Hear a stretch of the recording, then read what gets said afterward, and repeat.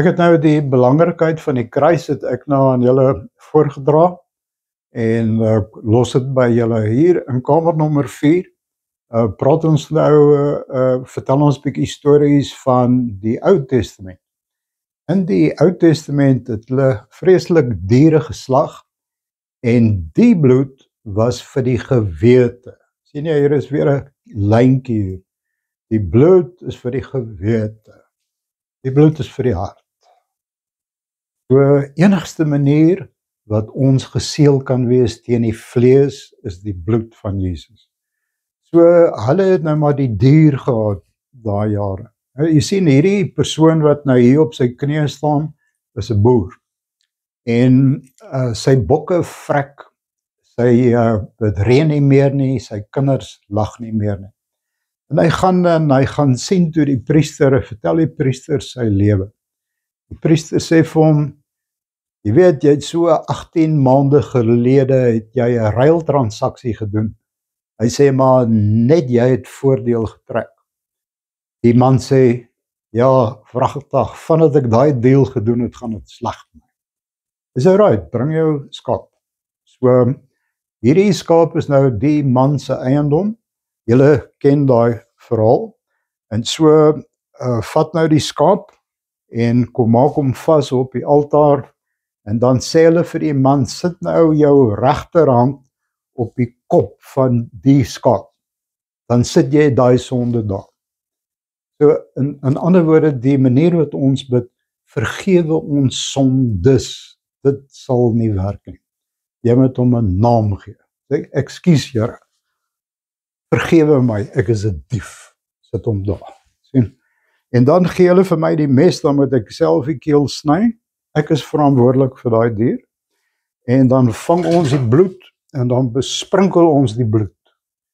En dan steek ons dit aan die brand, word 'n brandoffer, en dan staan hierdie man en kyk hoe die as, totdat die as ronddryf in die wind. En hy kry die idee van sy sondes is vergewe. En so 2-3 weke later begin dit saggies reën op hierdie man se plaas. En sy kinders begin weer lag. En wat was verkeerd? Dit was maar net sy gewete. So daar waar jy nou sit, kan jy gerus 'n bietjie terugkyk in die kennis wat jy gehad het in jou lewe, die mense wat jy ken. Ek dink persoonlik, ons het ons land verloor, want ons het nie ons harte bewaak nie. Ons het nie gedeel met sonde nie. Niemand het dit vir ons geleer nie. Ek kom uit 'n predikant familie, hulle het dit nie geweet nie. Ons het elke Sondag ons sondes bely en bekeer. Elke Sondag bekeer. So ek blameer hulle nie, dis maar net kennis. So jy weet, ek het baie predikant vriende en almal wat al hierdeur gegaan het, sê ja, hierdie wat ek nou verduidelik het, is die onderwerp van die Bybel. 'n Mens moet sterf. Maar jy weet, daai predikant sê vir my, jy kan tot 'n helpreek preek, maar moenie vir 'n mens sê hy moet sterf nie. Dan loop die kerk leeg. Miskien is dit omdat party van die ou mense, soos Watchman Nee, het dit vir my seer verduidelik. Dis moeilik om te doen. Hulle noem dit die besnydenis van die hart. Dis die sny. Dit is hoe die ou predikante gepraat het. Die sny. En soos ek sê, hulle het dit vir my seer verduidelik. Toe ek gehoor het 'n man verduidelik van die sny, was ek net dankbaar toe ek hoor dat hulle nou genade preek. Niks was toe nou so belangrik soos genade. Maar weet jy wat, toe moes ek nou kom sterf in hierdie grot. Op 'n vreeslike seer manier, want ek weet toe nie wat ek doen nie. En so het ek deur my foute het ek toe geleer om deel te neem aan die besnydenis. Om te deel met myself. So, ek gaan nou net vir julle 'n bietjie verduidelik hoe die Heilige Gees my geleer het. Hy sê dat as jy wil bid, gaan in jou binnekamer en dan maak jy die deur toe. Nou, dit is 'n baie belangrike ding om oor te dink. Want jy sien, dis die kamers van die hart. So jy gaan in jou binnekamer, maak die deur toe, en dan gaan bid ek daar, en ek werk baie hard daar, en dan vergeet ek om die deur toe te maak, en dan kom al die probleme weer terug. En so werk ek gedurig, baie hard, en bid baie hard, maar ek kry niks gedoen nie. So onthou nou, die deur moet geseël word. Die deure van die Bybel werk soos die Egiptelandse deure. Dit werk met die bloed van Jesus. Salf jou deure met die bloed van Jesus Christus in 'n kruisvorm, en dan weet jy dis toe. So in ander woorde, ek het nou vanmôre buitehof toe gegaan. Ek het gedeel met myself en 'n nagmaal gehou, en as ek daar uitstap, dan maak ek die deur toe.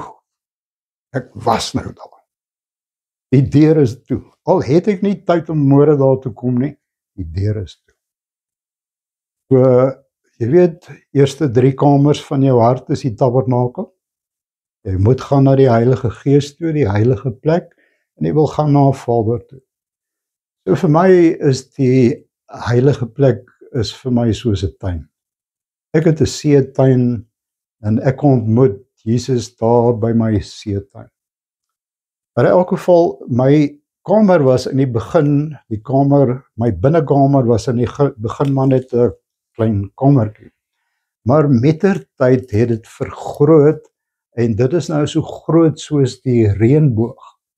En as ek hier so kyk na die linkerkant toe, dan sien ek Golgotha. Ek sien Golgotha daar ver.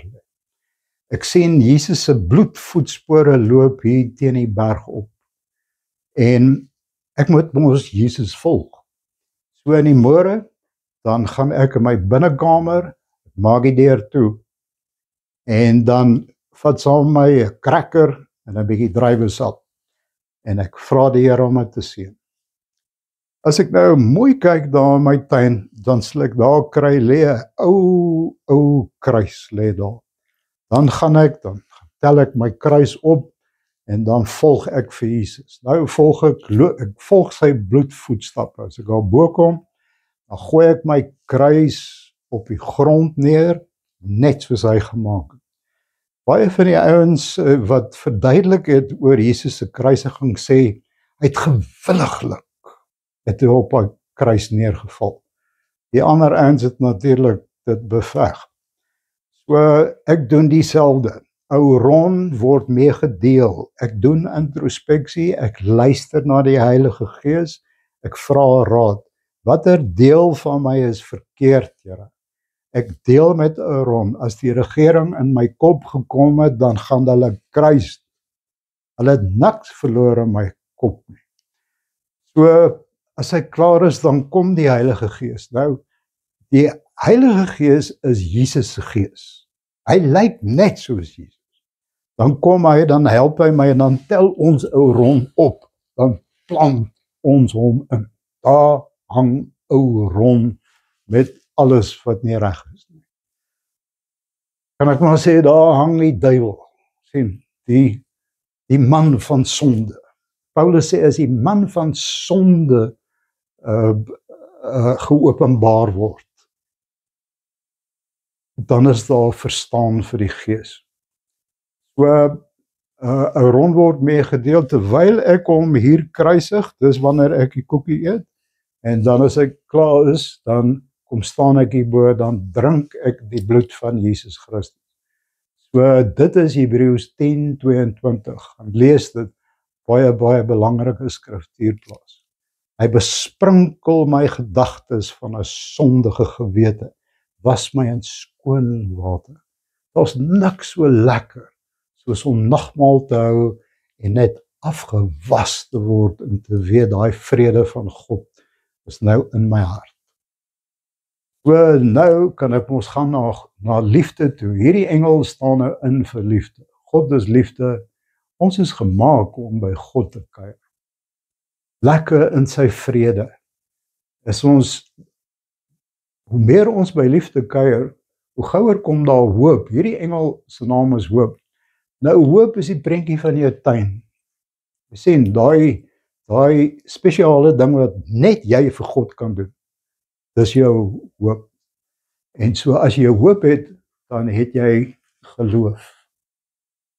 So ek wil nou sien, waar is jy? Sê nou, ons verloor alles wat ons besit vandag, maar ons het geloof. Dan is ons nog die rykste mense op die hele aarde. Wanneer het jy geloof? As jou hart rein is. Nee, bewaak jou hart. So hier is 'n ander lyn wat die Heilige Gees ingebou het. Hier kan jy sien, loop die skaduwee so. Hier is die skaduwee. Dit loop onder hulle kele deur en sê nou maar, dit is Jesus wat hier hang op die kruis. Terwyl hy gehang het op die kruis, het hy sy vleeslike toestand, onthou hy het die vlees, hy het gesê, eet my vlees, hy het die vlees aan die kruis vasgeslaan, so dit wys na die liggaam. So, eet my vlees, hy het toegelaat dat sy sielstoestand, sy wife, in sy kop kom. En hy het dit oorwin, hy was 6 ure op die kruis, 3 ure was dit donker geweest. Jesaja 53 sê, dat hy het sy siel uitgestort. Sien jy? Daar, kyk, die toestand van die wife in sy kop is terug in die see, kan jy maar sê.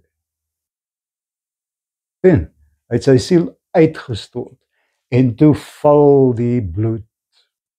So die oorspronklike katholieke het ek by Martin Luther baie geleer. 'n Mens kan dit gerus doen. Hy het ongelukkig nie die werk self geskryf nie, dit is oorgedra deur iemand anders. Dis ou Engels. Maar hulle vertel baie stories van die ou saints. Maar die idee van die kruis, dit is deur St. Jerome. St. Jerome sê dat hy het geprobeer om die vlees te oorwin. Hy het daar in donker kelders het hy ingegaan vir 40 dae gevas en gebid en het homself gegeesel en geslaan. Hy sê, maar na 40 dae, toe staan die mooi vroue van Rome nog steeds binne in sy kop. En toe hy daar uitkom, toe leer hy die katholieke kerk van die kruis van Jesus Christus. Hy sê toe dat daar is geen manier om te deel met denke as om die kruis te gebruik nie. En so was hulle toe baie kruisbewus gewees en jy het altyd gesien hulle maak vandag nog so, maar dis 'n ander woorde. Wat die idee is, daai ou priester loop by 'n griesame ongeluk verby. Hy wil dit nie onthou nie.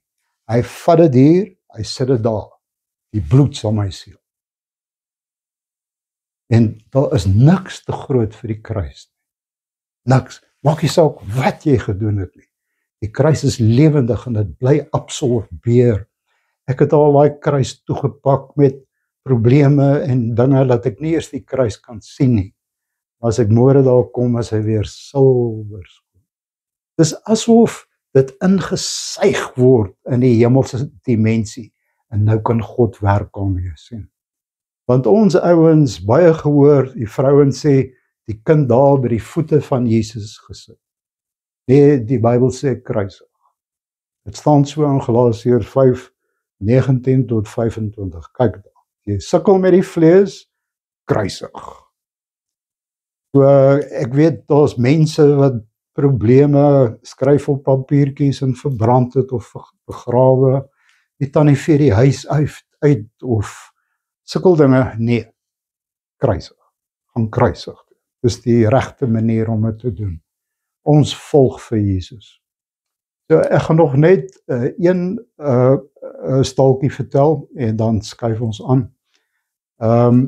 Daar's 'n groot probleem met die maagdelike geboorte en die intellektuele mense in die kerke, die mense met die groot grade, kan nie hierdie ding glo nie. Hulle sê dis onmoontlik, 'n maagd kan nie geboorte gee nie. Nee, dit nie, hulle glo nie in die vloed nie. Kyk, wat is die vloed? Dit is maar net as die vlees my oorneem. Dit was 'n fisiese vloed, wat het gebeur in my, as ek nie my hart bewaak nie. So die engel het by Maria gekom en Maria gesê die woord van God sê. So die lewe is die woord. En sy sê toe, laat dit met my wees volgens die woord van God. Dit was die woord. Daar was niks fisies aan dit gewees nie. Dit was die glo, totale geloof dat daai saad van die woord is nou binne in haar. Net soos ons in die tuin saai, so het sy in haarself gesaai. Dis hoe dit was. En so die kind het op die normale manier groot geword in sy ma se maag. Maar onthou nou, sy is 'n maag. En so daar's 'n bloedvlies daar. En 'n kind, as 'n kind uitkom, dan kom hy maar so uit. En so toe die kind uitkom, toe breek hy sy ma se magtelikheid met sy kop en toe kroon hy in die bloed. En so hy is toe 'n koning gebore. Dis hoekom hy nooit gesondig het nie. Dit het nooit daar gekom nie, want hy was geseël met die bloed. En hy wil hê jy moet so wees. Vraag hy, alle mense moet regeer, moet 'n koning wees, regeer oor die vlees. Hy het natuurlik direk voor die kruisiging het hy toegelaat dat daai goed ingekom het. Belangrik om daai kruisiging gedeeltes te mediteer.